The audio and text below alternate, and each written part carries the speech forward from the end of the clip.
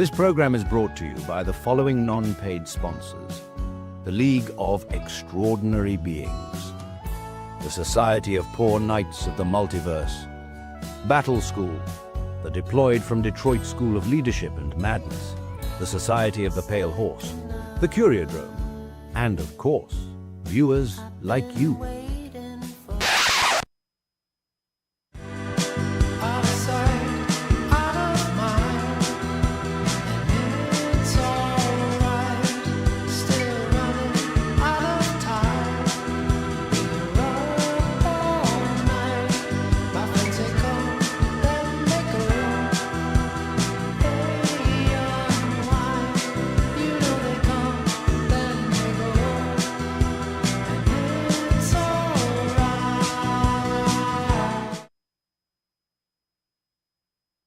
Oh, hello everybody. Good evening.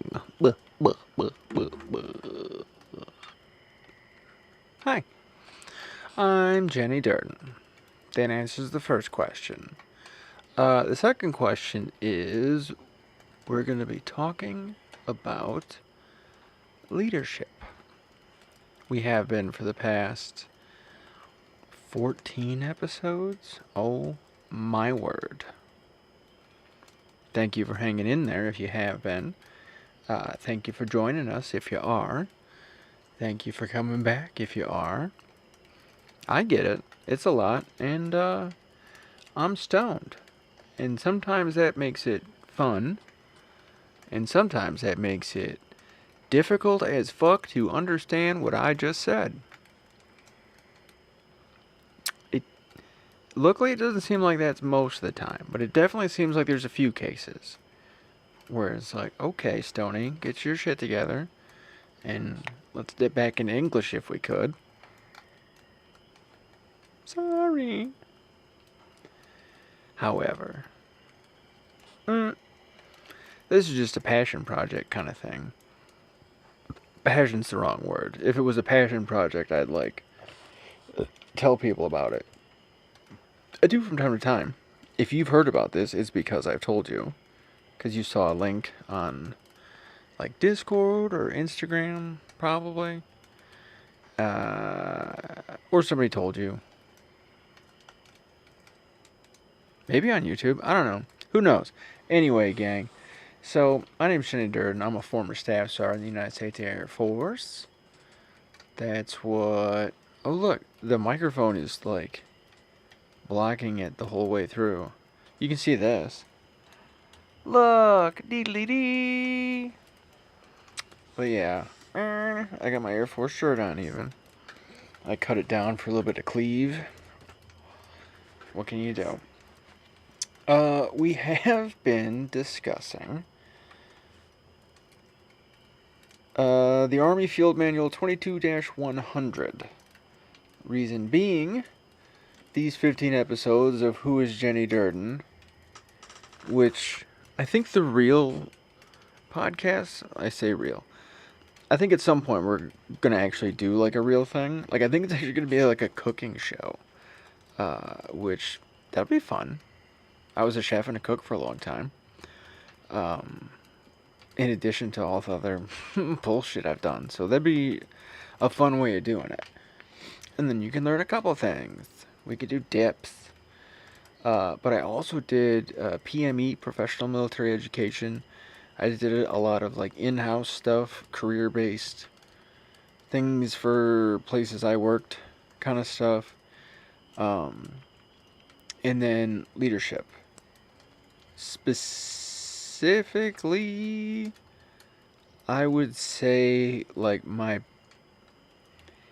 biggest area of training expertise in leadership is small team, small unit. I can definitely help you figure out bigger, but I kind of do most of my work with small teams. So, okay. The 22-100, as we've been going through, it breaks leadership down into what you ought to be, what you ought to know, and what you ought to do. And I think we are in due. Yes, so we're in the last third of it already. So we're getting pretty close to the end. We've talked about what you gotta be, and it really kind of covers what a person could be. The general features that make up a person, and in that, coming up with not ideal, but we'll say valuable traits to have in that case. What? Okay. What you ought to be is not the best. What does that mean? It's not going to get you anywhere. You can be the best you. Whatever it is you do, do it with proficiency, do it with care, do it with compassion, do it with passion. I almost said something else. But that's the thing to perfect. You, what you are already doing.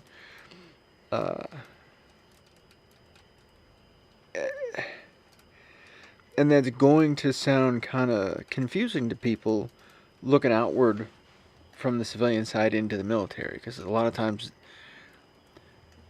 this sounds a little kumbaya to them. This sounds a little, what's this hippie shit Sarge is talking about? I promise you it's not hippie shit. This is how you squeeze lethality out of little boys and girls. And it's how we've been doing it for millennia. So, chill. Alright.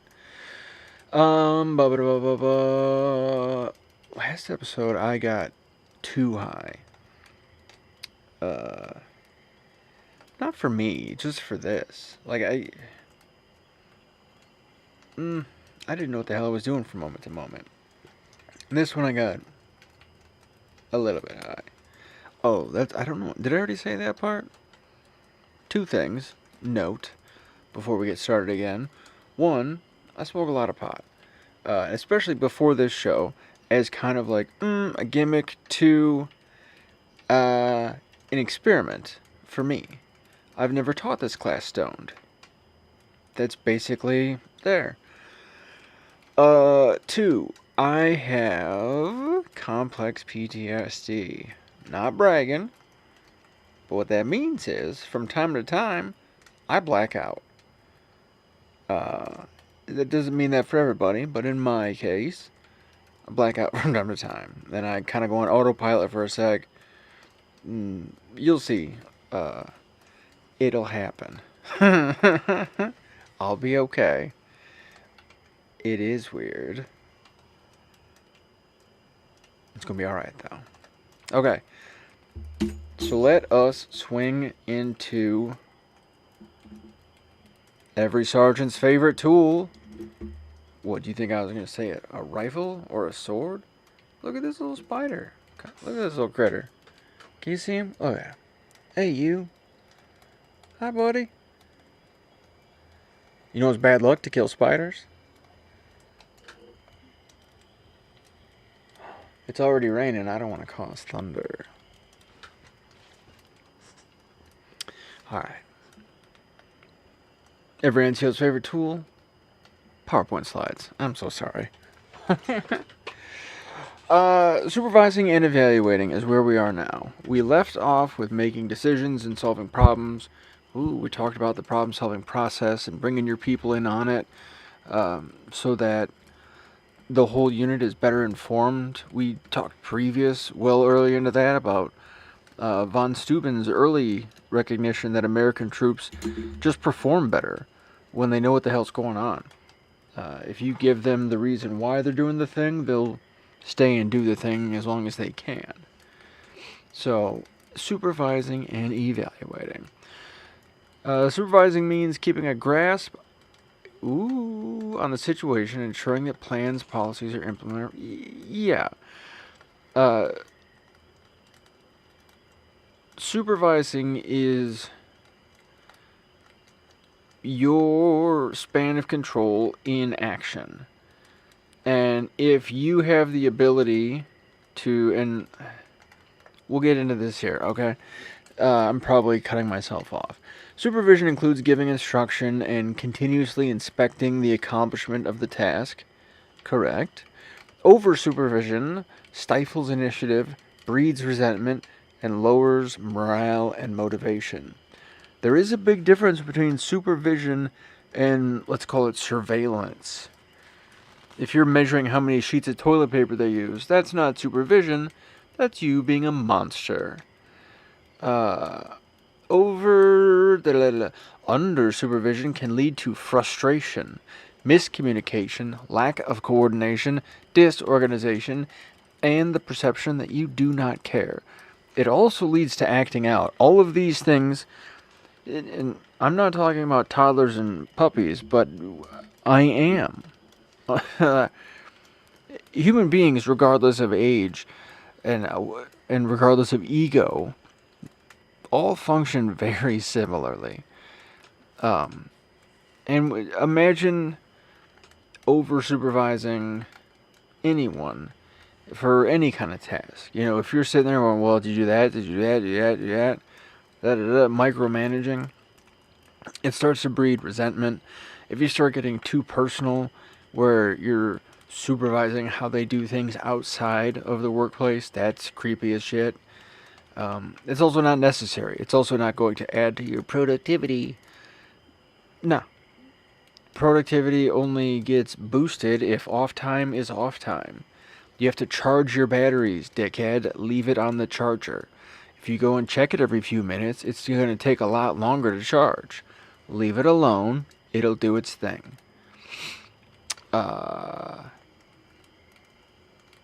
Really, if I could zip it down into that, as far as what you want to know with supervising, you could kind of think of it that way, as managing a... Hang on. That loud noise fucked me up. Don't you?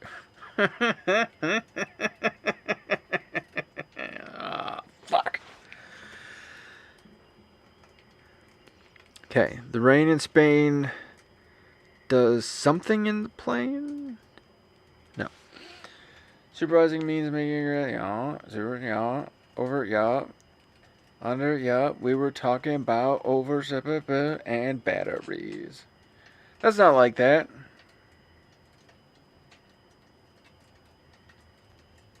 What have I done, kids? I lied to you. Here, let me move my microphone and bang into it as loud as I can.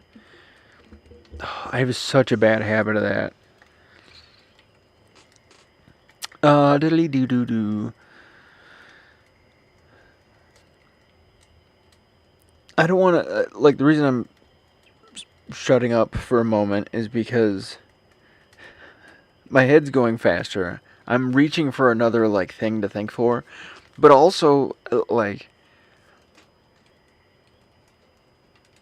that's kind of it. Think about how you want to be led. Think about how you want to be supervised. To be over-supervised, to have someone breathing down your fucking neck all the time, you can't think straight. You're always answering their dumb questions. They're never letting the thing work. I see where the battery thing came from, but it's good for what I was talking about. Whatever that was. The under-supervision thing. Oh man, is that frustrating to have a boss who will come in and then just you guys figuring it out? And we're like, yeah, but we got a problem with the furnace there. And alright, well, I'll be back at 3 and I can then... And then they take off and then they come back at 5. You're like, oh, fuck. If you hold the keys, you better be there when they need the keys. that simple. And in your supervision, you're kind of thinking about how many keys you can dish out at once. How many keys you can issue at once. I was trying to say those words all at once. Dish you. But when you're handing someone authority, that's you handing them a key, so to speak. A key to your house, a key to the safe, a key to whatever you're going to use your metaphor for. Arr. I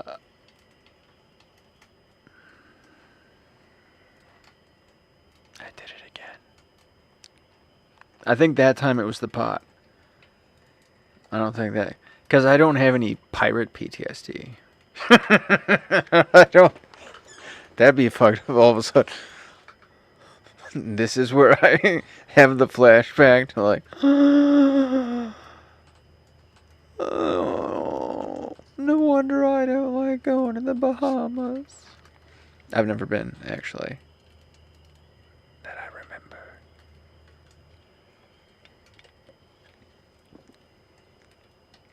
Yeah, under supervision sucks. You feel like you're being ignored, your questions aren't being answered. Anyway, dead horse, black eye, moving on. Here we go. Determining the right level of supervision. What is the experience level of the subordinate? Are they new? Do they have a lot of questions stored up? Or have they been there for a long time and they've got a lot of answers stored up? What are you going to be dealing with more on this person? How competent is the subordinate at the task? So maybe they're new, but you've seen them do it really, really well. Okay. How confident is the subordinate about their ability to do the task? Maybe the person's new, and you've seen them nail it, and they're still like, I don't know, man. I'm still new. I don't feel right. How motivated is the subordinate to perform this task? In a lot of cases, you can imagine a very realistic one. If you're a small business owner and maybe you're running a food truck or you've got a lawn business and you're like, all right, get out there and run the, big expensive thing. And they're like, oh boy. And you're like, you got this. I've seen you do it. And they're like, okay. What's the right level of supervision? In that one, I definitely wouldn't be going home. I definitely wouldn't be leaving the site. If they have any level of hesitation, at a minimum, you know what I would do though? I'd kind of like get a little bit out of sight. Like I'd go around the other side of the house or something, smoke cigarettes. I'm imagining if I own a lawn company, I smoke cigarettes still. So I'm out by the truck. And then they'll come around front and say, how you doing? How'd it go? Oh, it was good. Because they'll come around front if there's a problem. Or they'll come get me if there's a problem. Or they'll come get me if they're done. And so that's another thing too. So if you're thing shuts down, they come get you. How'd it go? And they go, I think I need a hand. All right, I'll come help. And then evaluate. Did good. All this here, nailed it. That, I see what you're talking about. Let's fix that. Easy peasy. Lemon squeezy. I literally started gagging saying that. I don't say that in my normal everyday. I don't know what came over me. I apologize.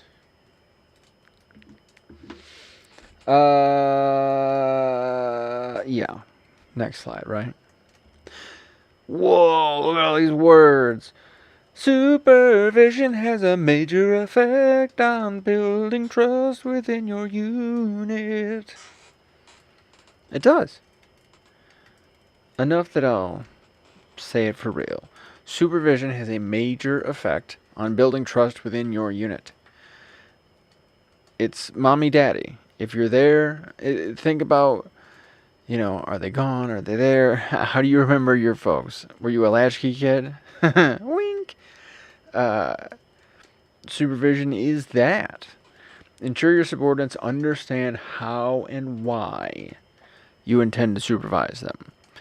So, this could be utilization of teams. This could be whatever it is your situation, like however you're setting it up so that everybody's taken care of.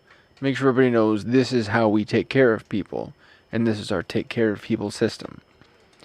Subordinates can adjust to many styles of supervision when they understand that you are checking to ensure the tasks are understood, to keep communications open, to teach and to learn.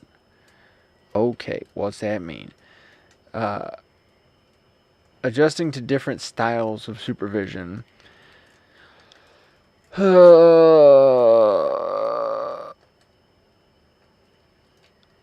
Basically, I'm trying to remember. Okay, so here's the thing.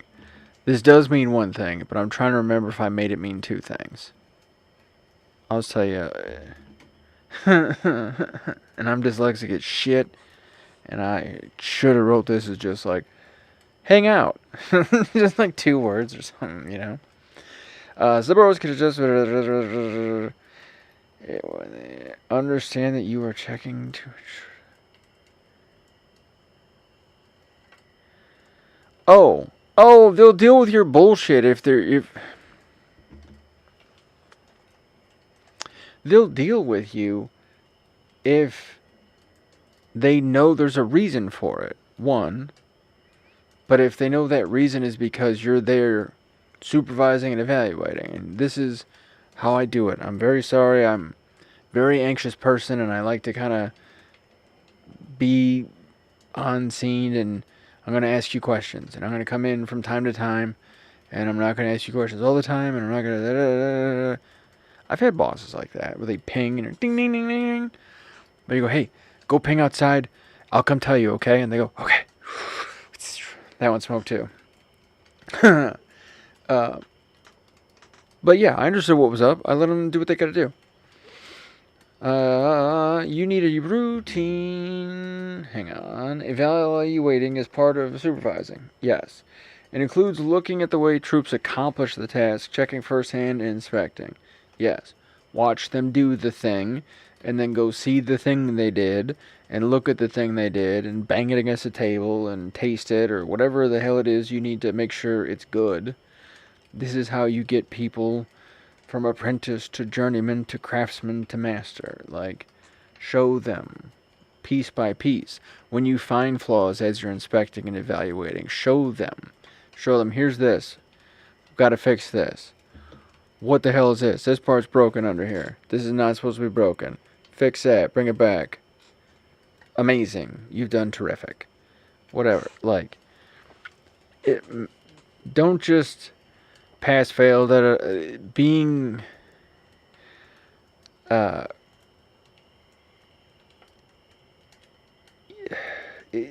because it's not that you can't be cold. You can be cold in this. If you're a cold person, that's okay.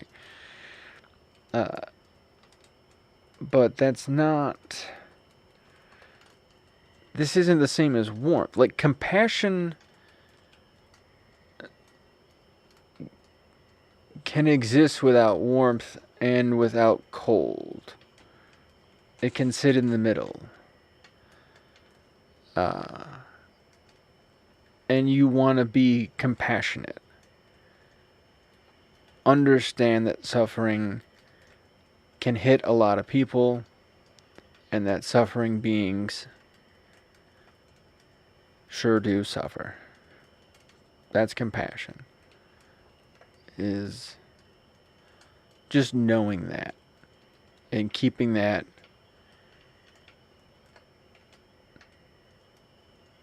in your memory. Not even in the front of your thought, just in your memory.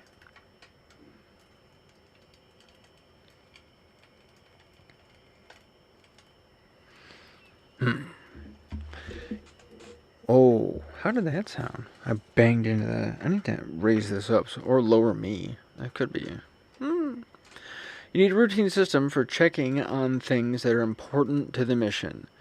So if you have something that needs to be done all the time, checklist it.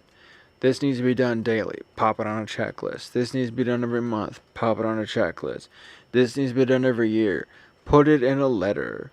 and save it in a file and probably in a safe or something, like a fireproof safe. But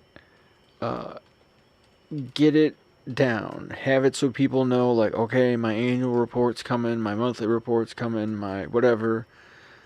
However you're doing your system, the routine lets people know it's coming. It lets people stay on top of it. It also gives people something to look forward to. Sometimes these evaluations can be daunting and they can be intimidating for people. But in other times, an evaluation is the prime time to bitch to your boss. It's the first time you're sitting down at a table with them, looking them eye to eye. And it's the most appropriate time to get a fuck you in and actually have a result come from it. And as a leader, you can support that and get that out of your troops. That's how you get growth. Anything you hold back is fucking useless. You gotta lead from the inside out, not just the front. It seems obvious for leaders to need to check on things, but human nature can allow that to falter. We get used to shit. When we get used to shit, it boop becomes part of the wallpaper. That is a very human thing. It's a survival thing. It's a cats and dogs and all kinds of critters do it too. We just gotta know that and keep an eye out. Evaluate the big picture items and keep the small pieces that fall through the cracks. That's a... yeah.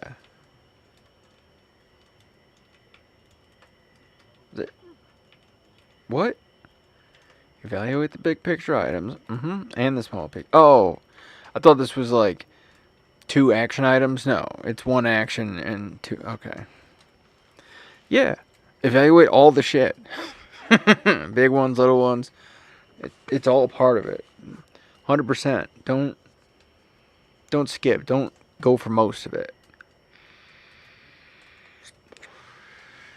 You go for most of it and you will miss something. Teaching, coaching, and counseling. As a leader, this is the bulk of your functional duty. This is the action or service you will provide most often. You'll be providing your purpose, motivation, and direction. You'll have opportunities to do it through... a few of you might get to speak to a formation, and I am Gunnery Sergeant Hartman, and most of you won't. A lot of you will get to do this through policy and through letters and emails, and it's unfortunate. The way of the world, as they say. Ooh, but the bulk of real leadership happens in this moment. In this little when teaching, coaching, and counseling happen. So, bebop-a-doo. These are the fundamental skills of any leader. Teaching is the process of creating the conditions to facilitate learning. It affords the ability to bolster subordinate confidence and competence. You must become a good teacher if you plan on executing effective training, or you better find one. Now, you don't have to be a great teacher. You don't have to be a great coach. You don't have to be a great counselor. If you are in a leadership role, I would suggest you get better at these. And if you don't think you are going to be able to get better in time to support the mission you're on or the people you're supporting, then get you a deputy, a vice, an XO, a squad leader, raise up one of your subordinates and who has these skills, recognize them for those capabilities, point them the direction you gotta go, and let them sail the boat. But these things do need to be there. Teaching and learning. Understanding the methods by which people learn is critical.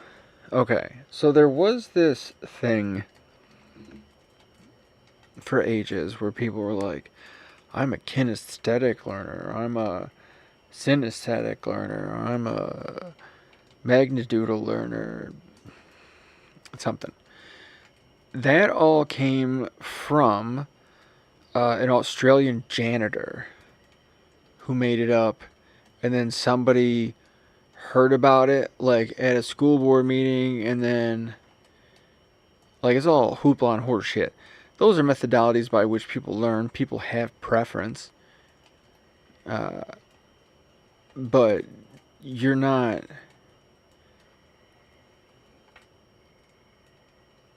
You can't not learn the other ways. Like, I'm dyslexic as all hell, right? So I'm not necessarily the quickest learner when it comes to reading things. But I still read a ton. It just takes me for fucking ever. And I probably read a little better than some as far as my ability to understand what I'm reading once I get it in. But that being said, that's why I'm not going to bring those up, because they're not real. They sound neat. Wouldn't that be cool if you could just... Because if that did work, then you could divide classrooms into we do it this way, we do it this way, we do it this way. We do a test, figure out what kind of students learn what kind of way. Boom, streamline, boom, streamline. None of that shit works, though. What are you going to do? Teaching and learning. Ooh, I hit the microphone again. Hopefully you didn't hear that. Maybe you'll hear this. Oh, that was disappointing. I opened the pop on and was like, fellas know that one. Oh.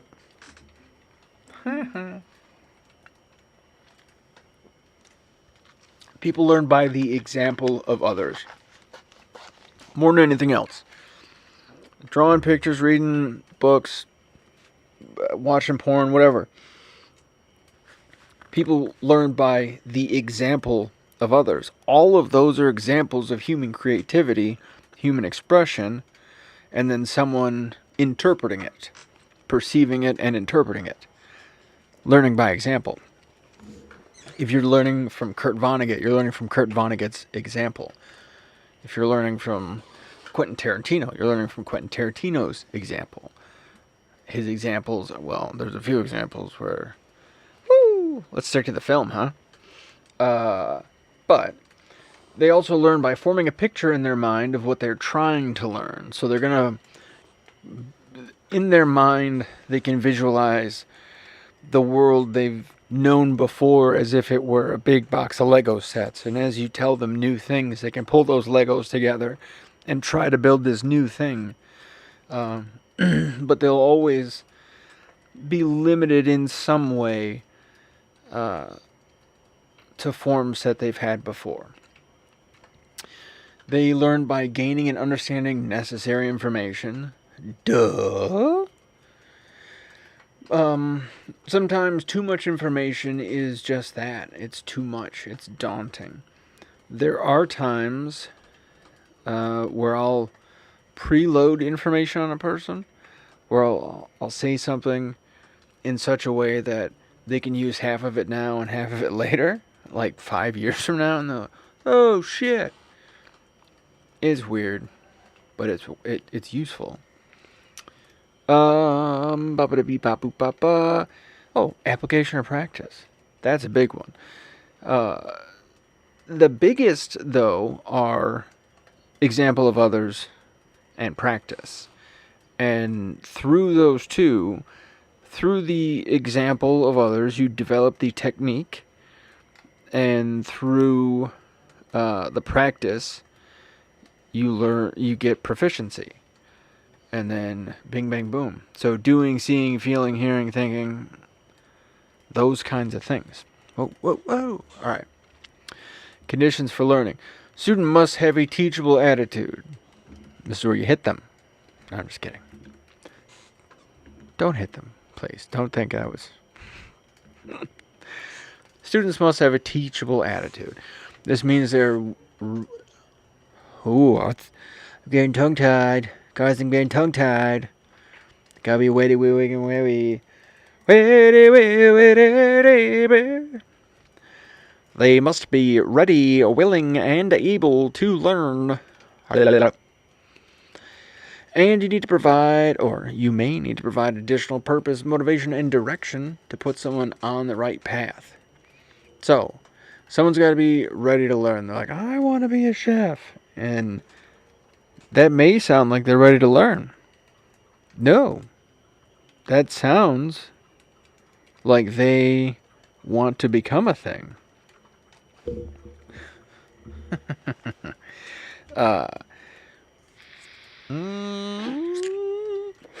Wait, where am I? I got started again. Oh, yeah. I want to be a chef. Sure. They might be ready to learn. But in that, they're imagining themselves as a thing. So they may not necessarily be teachable. They may still want to do it their own kind of way. A teachable attitude is one that is going to be willing to engage the material and struggle with it and fail.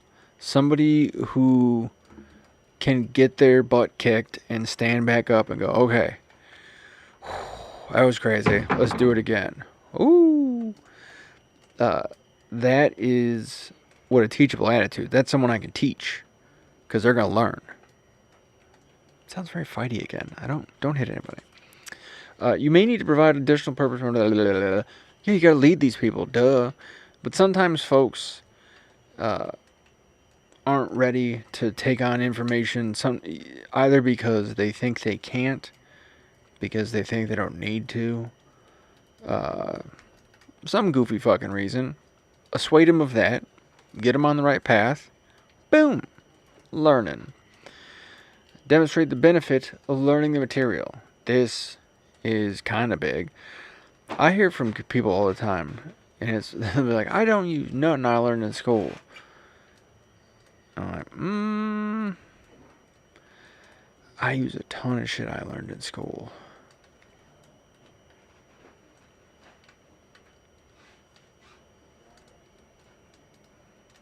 I guess it's just, I don't know. It depends on where you end up in things. But if you're going to sit there and drag someone through this process of trying to stretch their mind around a new concept, prove to them that it's worth it. If you can. Or, this is where purpose, motivation, direction, these kind of things come in. If you can't prove to them it's worth it, prove to them you believe it is. Prove to them that you believe it's worth finding out. That kind of shit works.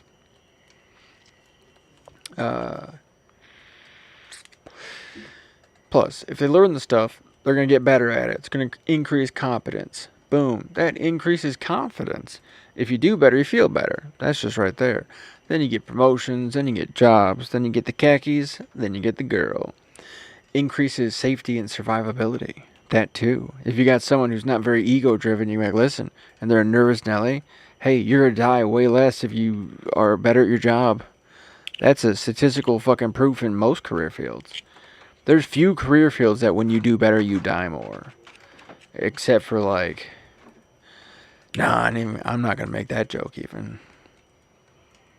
Let's make a note of that. It is May 24th, 2026. Then I may have found a line. Involve students in the process. Keep them up to date. Keep their... what's this shit? What did I write? Sorry. It's also on like 3 screens over here. Keeping the students' attention by involving their hearts and minds in the process. Yeah. This is for them. You're teaching them. Teach to them. For them. Through them. So, a method...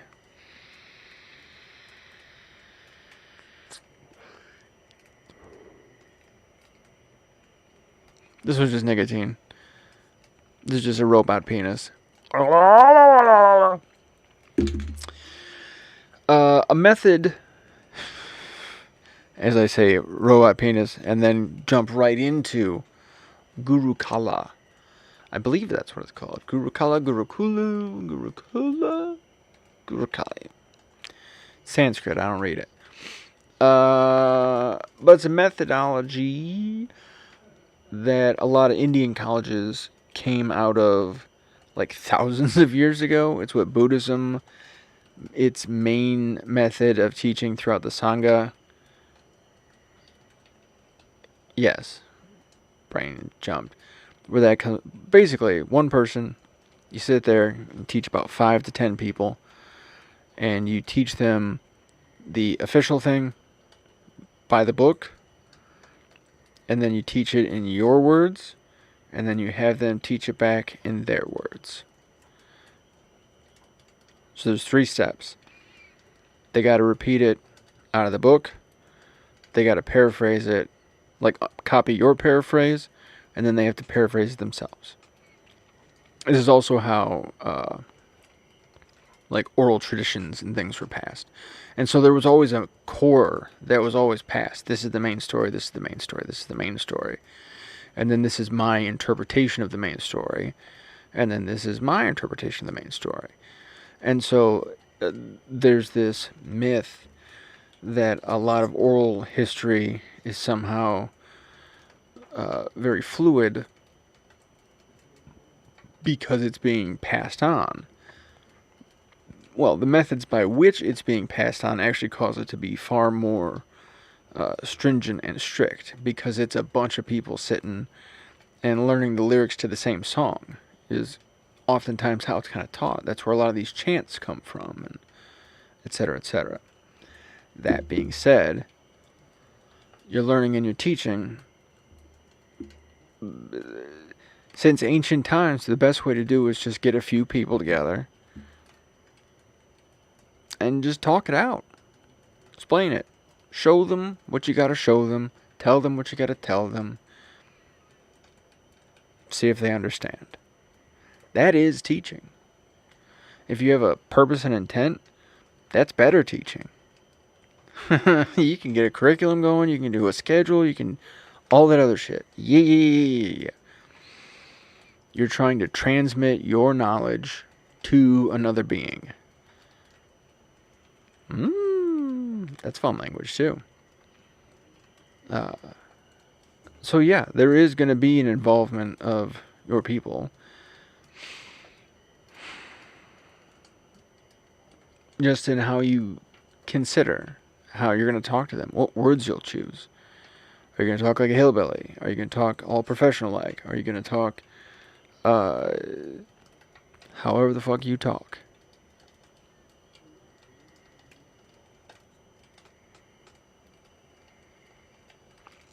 Oftentimes, one of the reasons I speak the way I do, where I have so many words kind of coming after one after the other, is I sort of pad my language to speak to a few audiences at once. And so some words just kind of go off as like extra noise for some people. And then those are the words they hear. And it's fun.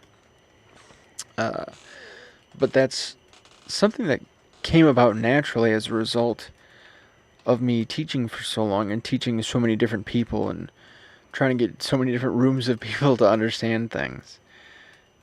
I just end up beating dead horses. Okay. Counseling. Counseling is like teaching, except it's more immediate. You're talking about, we got to fix this. Something right now needs to be addressed. Whoop, let's get at it. So it is critical that you counsel your subordinates frequently. Oh, hang on. Hang on. The thing I said is true. But also, you should do it frequently as well. So hang on. There are 2 forms of counseling that we're going to pop up. there's the counseling session of like, oh shit, we gotta address something. And then there's what sometimes are called counseling sessions, and in my head we call like performance reviews. And that probably, I don't know, performance review sounds lame. No one likes those. We're gonna review my performance? Fuck you. What am I, a band? You might be though, so maybe. But it is critical that you counsel them frequently so that they can assess their own strengths and weaknesses and grow. You got to let them know, hey, you're doing well. So all that evaluating you're doing, tell them, give them a report card as frequently as you might get a report card in school. Every quarter is good, every 3 months, there you go. Or every month, that's fine. Every 2 weeks, every week, now you're getting up people's ass, and this is insane. But yeah, we could meet every month and talk about how the month went, or we could meet every 3 months and talk about how that went. That's a good move. Boom. Often counseling sessions are feared for being chew-out sessions. This is only true when you do them sporadically, and if you only do them when a problem has gotten out of control. So if you're only counseling for those first ones, you're like, oh shit, we gotta fix this. Then yeah, that's an issue. Frequent counseling eliminates stigma and cements the utility of counseling with your subordinates. So they're used to it. They know, I gotta go talk to the boss and we'll get some shit figured out. They also know that these sessions are for that. But additionally, having these done more frequently is going to prevent a lot of that. Because you're going to be strengthening your team much more quickly. Like they'll strengthen more quickly in this regard because you'll be addressing deviation in shorter intervals. So here's your line, and then them going up or down from that line, you're addressing that in shorter intervals versus waiting a while and then you've got to move from up here or down here or wherever that deviation is. So you're always going to be keeping them closer to the line and progressing them that way. Yeah. Moving on. Counseling is a problem-solving process in a lot of cases, in most cases. Even if you're sitting there and you're doing your monthly, this is a good thing, and we're just chatting to see how your month went, you're still breaking down, how do we get to the next thing? You've got a goal, I've got a goal. Nobody really enjoys stagnation. If they do, cool. Figure out how to support that, I guess, but most people don't. Be ready for them to not. Each of us is on a path of improvement. The problem is to solve how we get our troops. Yeah, okay. I just literally said that. Some counseling may be difficult, and the problem at hand may be more severe. Don't let the discomfort interfere with your ability to have a hard conversation. Acknowledge the difficulty of your counseling, rather than let difficulty stop you and allow it to guide you. Meaning, if you're about to have a hard talk with someone, and it's going to be emotionally stressful for you, tell them. That's not pussy shit, that's power shit. Get your person in the room and you go, listen.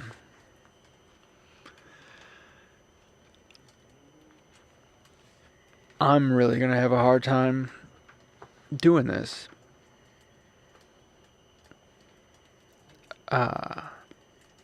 This is not the kind of talk I like to have with people. But here we are. So, you seem to be fired. Here's why. Like, hey now, that's a way to get through that. I wouldn't do the sound effect. Some counseling, realize that most people who are underperforming do so due to a lack of purpose, motivation, and direction. And that's a you problem. As the leader, right? Because you provide those things. Typically, when people will try their best with the information, the skills, and the tools they have. There are sloths out there. There are slobs out there. A lot of people are going to try their very best at a cool 88% running pace, we'll say. And these new babies, they might be smart enough to go with 80 or 70. They're like, fuck you, I ain't doing shit. You're like, nah, it's sensible. It's annoying, and we've got shit to do, but...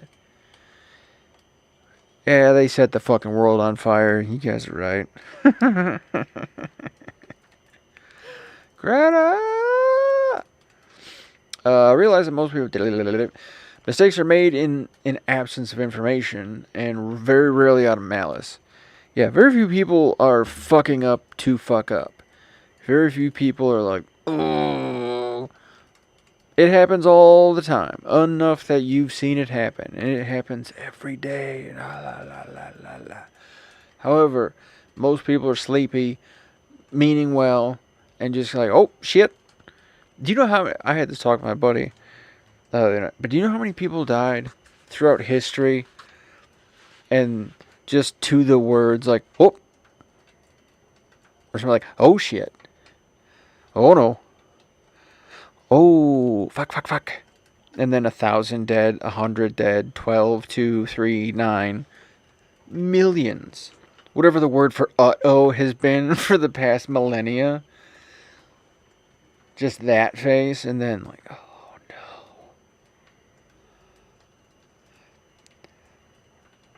Well, I used to have friends.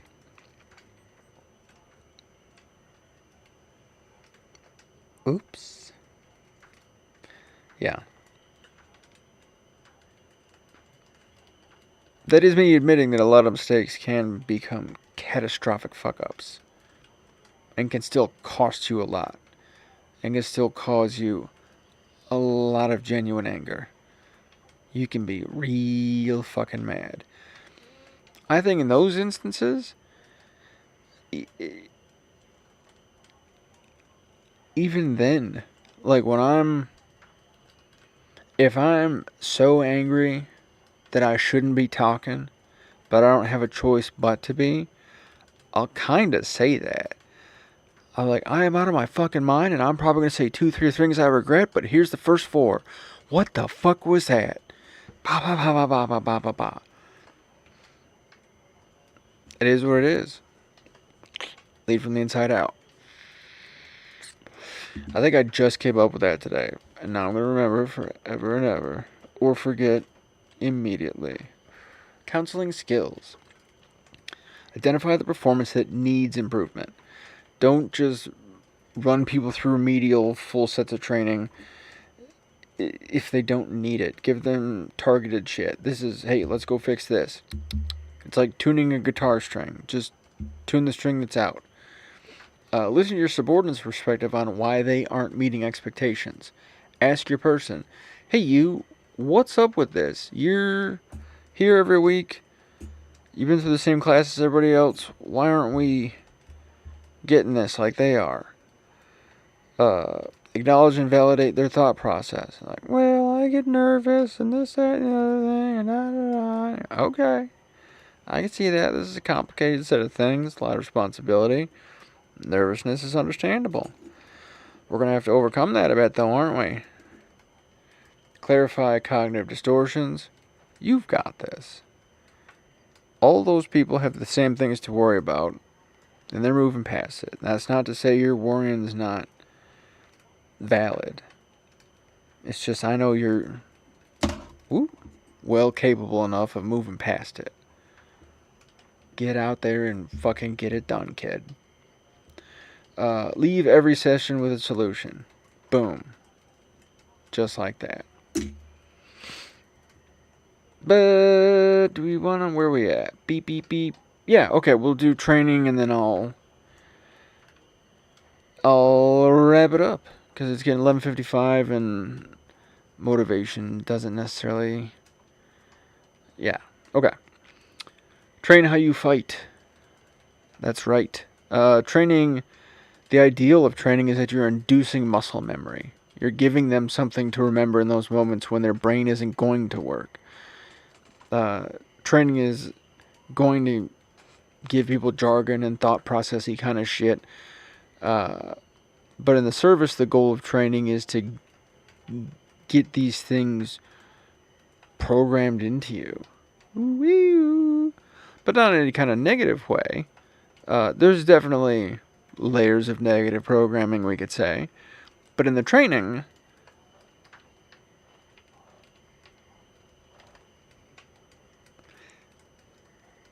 in the necessity of conducting training, there's not.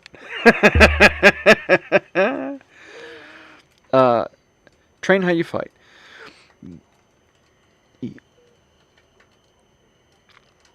When you're sending your people into a situation, you don't want them to be surprised by anything. You want them to walk on the scene going, we got this shit. You want them feeling like cowboys, like Wyatt fucking Earp. That's spur noises. Spurs, spurs, spurs. Cowboy sounds, cowboy sounds. You want them to feel like this is their dojo, motherfucker. Whatever. Like, even if it's Subway making sandwiches, I pray to God that's how the person making my sandwiches feels. That means they wash their hands. That means they wash the knives. That means they wash the boards. Like, please, please, I want that in them. The metric of good training. Wait a sec. Hang on. Develop your training. Oh, okay. I skipped a line. Develop your training to produce people of a certain caliber, rather than focus on checking boxes. So yes, you want them to execute certain kinds of skills, but that's not necessarily the focus. You know, a lot of people go to law school. There you go. A lot of people go to a lot of schools. You'll find that. So you're not just trying to make a person that has the knowledge of how to do a thing, but knows how to apply that knowledge into the world in a way that's beneficial to others, in a way that yada yada yada. So, like in the sense of the military, you're not trying to train killers just alone, because then they'd be killing willy-nilly. You're training people to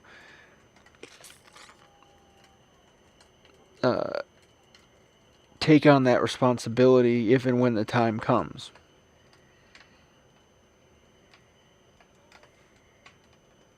Which is different. Which is very, very different. Because I don't think that first one involves much responsibility at all. You're just teaching people to kill. I don't think that implies much responsibility. But we are taught to be stewards of evil.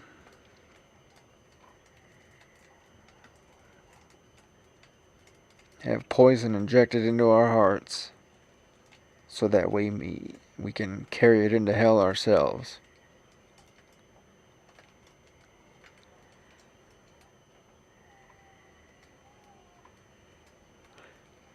I was a cook, by the way, so don't. I did other stuff too, but I like to say that. I also cook. Under Siege Line. But the metric training is the caliber of graduates, the kind of graduates that come out of your school. So it doesn't matter if they know the material. It does. I shouldn't say it doesn't. Them knowing the material is bare fucking minimum. Cool, they know it. Duh, you taught a class, asshole. What do they do with it? What do your students do with that material? How does the world change as a result of you putting it in their heads? That's more important. And training is the number one failure a unit tends to encounter. Because the training is either useless, it's distracting, it's not current A lot of times you're working with old material and, it's just not cutting it. You're not preparing people for the battlefield they're going to meet. And so that starts to erode at their confidence in you. What, Odin? My little doggy's yelling at me. Come here, little man. Come be on that thing. Oh, you're out of food. Okay. I gotta put food in my dog's dish. And it's midnight. Training is beep beep beep beep beep beep beep beep. Yeah. If people don't think they're growing with you, then what's the point? And I know some folks are like, oh, I'm just a McDonald's. What the fuck am I supposed to be growing people for? Because you're people. It's your duty as a human being to one another to look out for each other. Who else is going to do it? The squirrels? No. It's just us. We've got each other. Well, and Odin, my puppy. I didn't name him. He does not look like a little Norse god. Come here, buddy.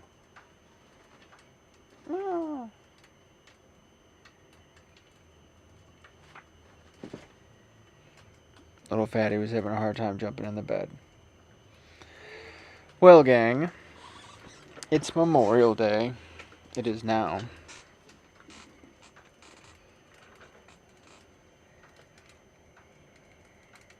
I won't go into too much on that. Just remind you.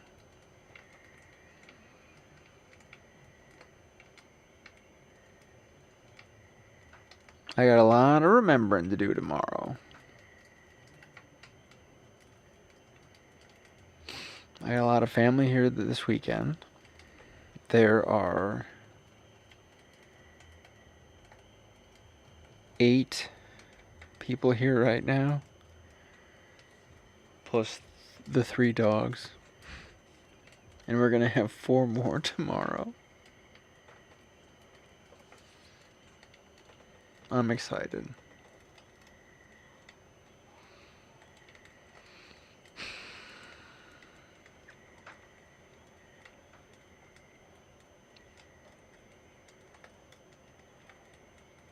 This thing, podcast, whatever, live stream, blip on the radar, is not my legacy.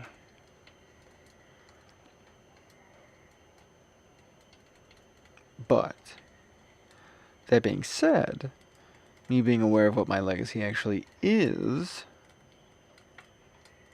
it is neat that it is secure. I've tipped too many dominoes. My actual project, the thing I'm actually working on in the background of all this, behind the paintings and the books and the classes and